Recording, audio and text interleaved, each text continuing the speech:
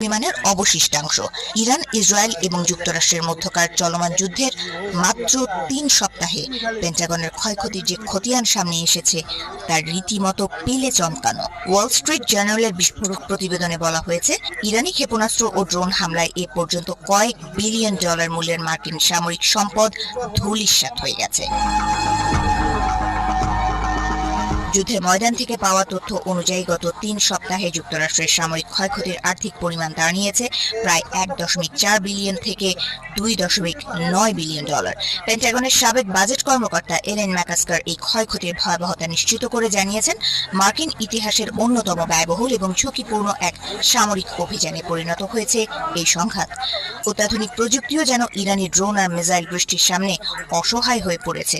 সংঘাতের শুরুটা ছিল নাটকীয় ভুলে ভরা। গত ১ মার্চ কুয়েতে এয়ারক্রাফটের ভুল নিশানায় আকাশেই ধ্বংস হয় ৩টি মার্কিন F-15